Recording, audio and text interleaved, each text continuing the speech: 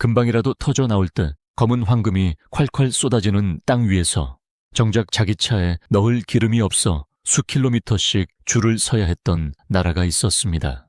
세계에서 6번째로 많은 석유를 품고도 주유소는 텅텅 비어있고 전기를 돌릴 연료가 모자라 50도의 불볕더위 속에 정전이 일상이었던 이 황당한 비극은 중동의 부국 쿠웨이트가 오랫동안 짊어져온 굴레였습니다. 땅만 파면 돈이 쏟아지는 나라가 왜 이런 처참한 모순에 빠졌던 것인지, 그리고 전 세계가 포기했던 이 불가능한 수건 사업을 대한민국이 어떻게 기적으로 바꿔놓았는지 18년에 걸친 거대한 대서사실을 지금부터 아주 깊숙이 파헤쳐 보겠습니다. 쿠웨이트라는 나라는 지도에서 보면 참 작습니다. 한반도의 10분의 1도 안 되는 면적에 인구는 겨우 450만 명 남짓이지만 그 땅속에는 전 세계가 탐내는 석유가 무려 1,015억 배럴이나 묻혀 있죠. 나라 수입의 90%가 석유에서 나오고 수출 품목의 95%가 석유인 그야말로 석유에 의한, 석유를 위한 나라입니다. 하지만 이 화려한 겉모습 뒤에는 치명적인 독이 묻어 있었습니다. 바로 원유를 휘발유나 경유로 바꿀 수 있는 정유시설이 턱없이 부족했다는 사실입니다. 사람들이 흔히 착각하는 게 있습니다. 석유만 있으면 자동차도 굴리고 발전소도 돌릴 수 있다고 생각하기 쉽지만 땅에서 갓 뽑아낸 원유는 사실 검고 끈적한 이물질 덩어리에 불과합니다. 이걸 거대한 증류탑에 넣고 끓여서 성분별로 나눠야 비로소 우리가 아는 연료가 됩니다. 그런데 당시 쿠웨이트는 하루에 280만 배럴이 넘는 원유를 생산하면서도 정제할 수 있는 능력은 고작 80만 배럴 수준이었습니다. 뽑아낸 기름의 70% 이상을 그냥 원유 상태로 헐값에 수출하고 정작 자기네 국민들이 쓸 휘발유와 항공유는 이웃 나라 사우디아라비아나 저 멀리 캐나다에서 비싼 돈을 주고 다시 사오는 악순환이 수십 년간 반복됐죠. 여름이면 기온이 50도를 훌쩍 넘는 이 나라에서 에어컨은 사치품이 아니라 생존을 위한 필수품입니다. 그런데 발전소를 돌릴 연료가 없어서 매년 여름마다 국가적인 정전 사태가 벌어졌습니다. 부자 나라 국민들이 촛불을 켜고 부채질을 하며 밤을 지새우는 모습은 쿠웨이트 정부에게는 씻을 수 없는 치욕이자 정치적 위협이었습니다. 국민들의 불만은 하늘을 찔렀고 정부는 이 모순을 해결하지 못하면 정권 자체가 흔들릴 수도 있다는 위기감을 느꼈습니다. 비유하자면 최고급 식재료를 산더미처럼 쌓아둔 요리사가 정작 가스레인지가 없어서 옆집에서 비싼 돈을 주고 라면을 사다 먹는 꼴이었죠. 그래서 2006년 쿠웨이트 국영 석유회사 KNPC는 마침내 세계 건설 역사를 새로 쓸 초대형 프로젝트를 발표합니다. 수도에서 남쪽으로 90km 떨어진 알주르 사막의 단일 공장으로는 세계 최대 규모인 알주르 정유 공장을 짓겠다는 선언이었습니다. 이 계획은 발표되자마자 전 세계 건설업계를 발칵 뒤집어 놓았습니다. 하루 정제량만 61만 5천 배럴, 투입되는 예산은 당시 돈으로 약 20조 원에 달했습니다. 이 공장 하나만 완공되면 쿠웨이트는 단숨에 정제 능력을 2배로 끌어올려 에너지 독립을 이룰 수 있었습니다. 하지만 이 거창한 꿈은 시작부터 저주의 늪에 빠지고 맙니다. 2008년 첫 입찰 당시 일본의 JGC, 프랑스의 테크닙 같은 세계 최강의 기업들이 참여해 계약까지 마쳤습니다. 그러나 곧바로 터진 글로벌 금융 위기가 모든 것을 집어삼켰습니다. 유가가 폭락하며 쿠웨이트의 국고가 순식간에 비어갔고 설상가상으로 정치권에서 대규모 부패 스캔들이 터졌습니다. 쿠웨이트 의회는 중동에서 가장 강력한 권한을 가진 것으로 유명한데 이들이 정부를 정조준했죠. 왜 이렇게 비싼 공사를 지금 하느냐, 입찰 과정에서 뒷돈이 오간 것이 아니냐라며 맹공을 퍼부었습니다. 특히 당시 미국 다우케미칼과의 합작 사업이 무산되면서 쿠웨이트 정부가 무려 22억 달러의 위약금을 물게 된 사건은 불난 집에 기름을 부은 격이었습니다. 정치적 혼란이 극에 달하자 2009년 이미 공사가 시작되려던 찰나에 모든 계약이 전격 취소됐습니다. 이미 투입된 수천억 원의 비용이 공중으로 날아갔고 세계적인 기업들은 허탈하게 짐을 쌌습니다. 알주르 사막은 텅 빈 유령의 땅으로 남겨졌죠. 2011년에 다시 시도했지만 이번엔 물가 폭등과 인건비 상승으로 공사비가 처음보다 몇 배나 뛰어오르며 또다시 무산됐습니다. 이때부터 건설업계에서는 이 사업을 저주받은 알주르라고 불렀습니다. 누가 저 공사를 맡아도 결국 망해서 나올 것이라는 흉흉한 소문이 돌았고 전 세계 어떤 대형 건설사도 선뜻 나서지 못하는 상황이 벌어졌습니다. 그렇게 10년 가까운 세월이 흐른 2015년 쿠웨이트 정부는 마지막이라는 심정으로 다시 한번 입찰을 공고합니다. 모두가 회의적인 시선을 보낼 때 이 저주받은 땅에 과감히 깃발을 꽂은 이들이 있었습니다. 바로 대한민국의 건설사들이었죠. 대우건설, 현대건설, 현대중공업, SK건설, 한화건설까지 대한민국 건설의 자존심이라 불리는 올스타팀이 컨소시엄을 꾸려 알주르로 향했습니다. 전 세계가 비웃던 이 도박 같은 수주전에서 한국 기업들은 전체 공사 물량의 70%가 넘는 80억 달러어치를 싹 쓸어 담았습니다. 일본 기업들은 이미 혀를 내두르며 포기했고 유럽 기업들도 엄두를 내지 못하던 핵심 설비들을 우리 기술진이 도맡게 된 겁니다. 하지만 승리의 기쁨은 현장에 도착하자마자 차가운 현실로 바뀌었습니다.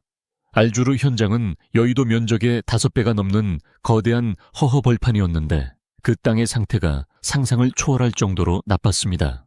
바닷가 근처라 소금기를 머금은 연약한 진흙 벌판, 이른바 사부카 지형이었습니다. 겉으로는 평범한 사막처럼 보이지만 그 속은 갯벌보다 더 끈적거리고 불안정한 소금벌입니다.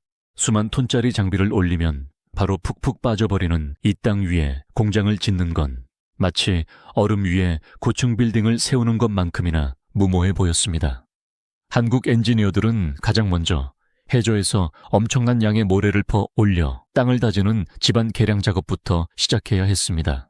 공장을 짓기도 전에 사막을 단단한 안반처럼 만드는 토목 공사만 해도 웬만한 도시 하나를 건설하는 수준의 대공사였죠. 날씨는 또 어땠을까요? 쿠웨이트의 여름은 인간의 인내심을 한계까지 몰아붙입니다. 낮 기온이 50도를 넘어 55도까지 치솟는 건 예사였습니다. 현장에서 안전모를 쓰면 머리 온도는 60도 이상으로 올라가고 숨을 쉴 때마다 뜨거운 모래바람이 폐부 깊숙이 파고들었습니다. 장갑을 끼고 있어도 쇠 파이프를 잡으면 손바닥이 익어버릴 정도로 뜨거운 현장이었죠. 너무 뜨거워서 낮 11시부터 오후 4시까지는 아예 법적으로 야외 작업을 할 수 없었습니다. 하지만 공사 기간은 정해져 있고 하루라도 늦어지면 막대한 위약금을 물어야 하는 피말리는 상황이었습니다. 우리 기술자들은 밤잠을 설치며 야간 작업을 자처했고 땀이 장화에 가득 차서 걸을 때마다 찌걱거리는 소리가 날 정도로 일했습니다. 여기에 모래 폭풍인 샤말까지 덮쳤습니다.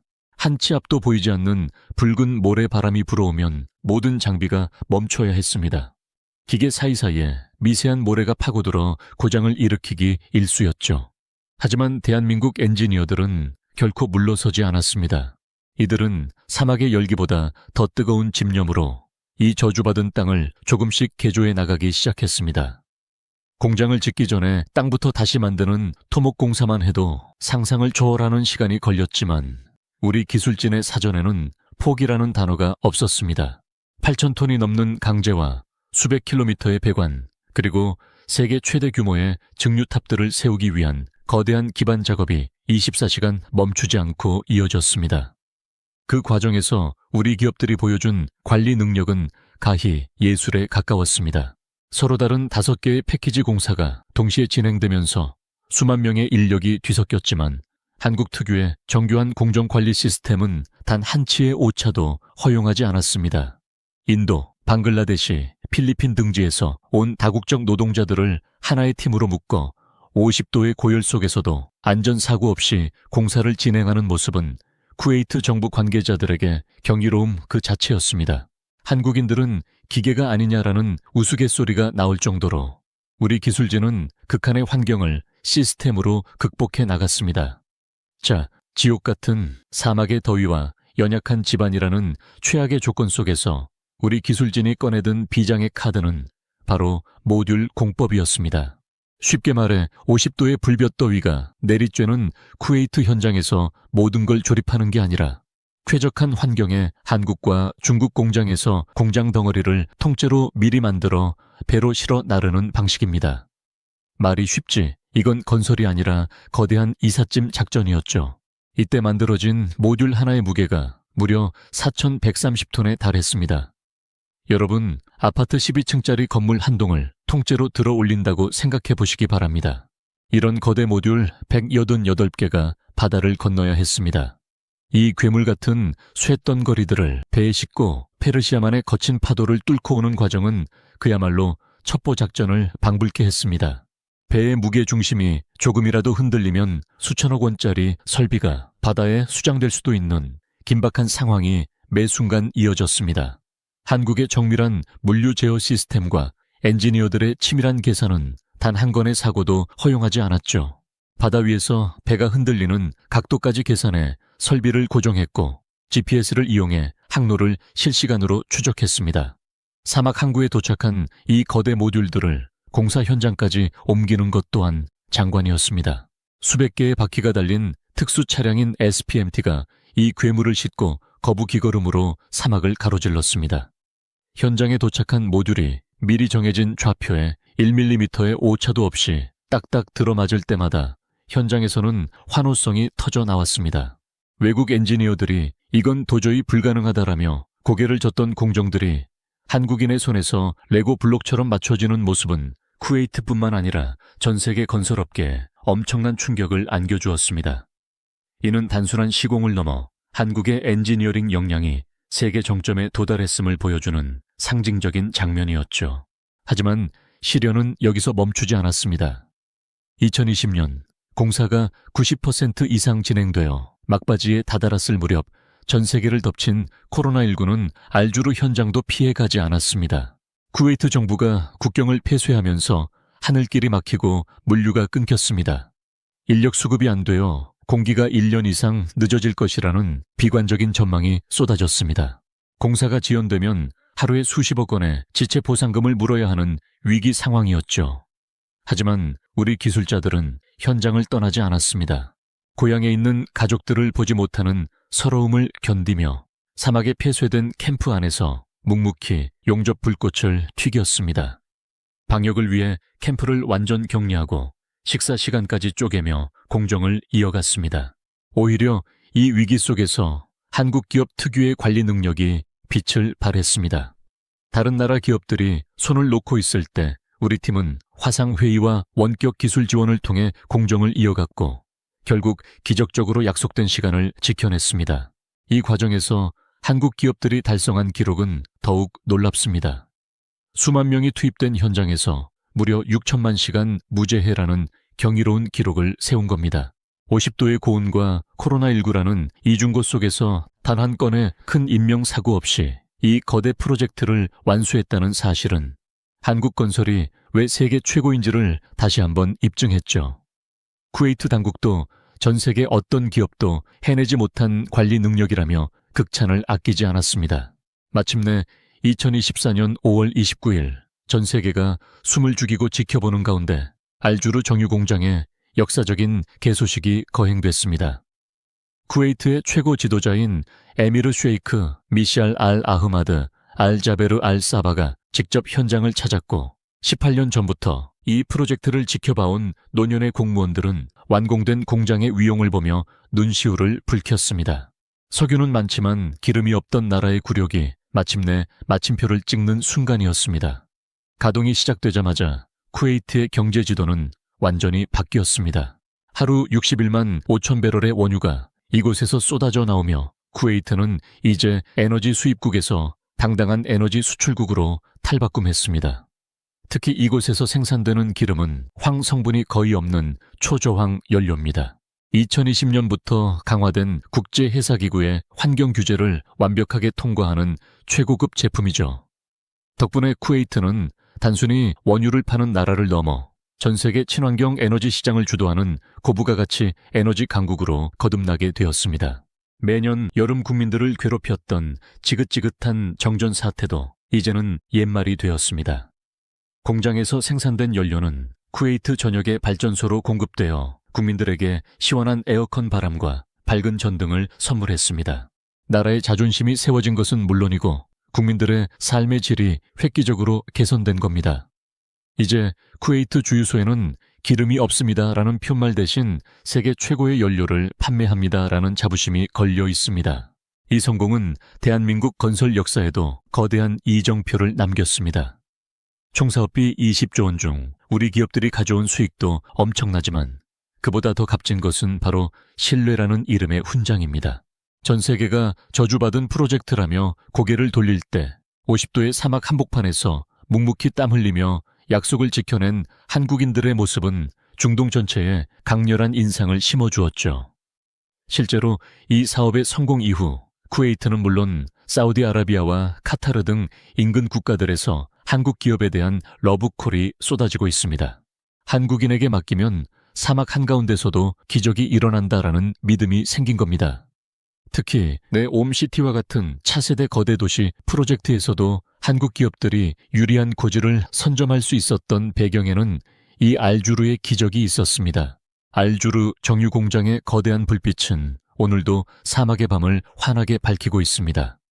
그 불빛 하나하나에는 가족을 한국에 두고 먼 이국 땅에서 모래바람을 견뎌낸 우리 아버지와 형제들의 땀방울이 녹아 있습니다. 이름도 없이 빛도 없이 현장을 지켰던 그 수많은 영웅이 없었다면 이 18년의 대장정은 결코 마침표를 찍을 수 없었을 것입니다. 이 공장은 단순한 산업시설이 아니라 대한민국 기술의 정수와 한국인의 불굴의 의지가 세운 금자탑입니다. 세상은 불가능하다고 말했지만 대한민국은 그것을 기회로 만들었습니다. 지도를 바꾼 거대한 공사와 그 뒤에 숨겨진 뜨거운 이야기, 오늘 여러분께 전해드린 알주르의 기적이 흥미로우셨나요? 척박한 땅에서 일궈낸 이 자랑스러운 이야기가 여러분의 하루에 작은 자부심이 되었기를 바랍니다. 오늘 준비한 소식은 여기까지입니다. 이 영상이 유익하셨다면 구독과 좋아요 버튼 한 번씩 부탁드립니다. 여러분의 따뜻한 관심이 더 깊고 흥미로운 지식 이야기를 전해드리는데 정말 큰 힘이 됩니다. 긴 시간 함께해 주셔서 정말 감사합니다.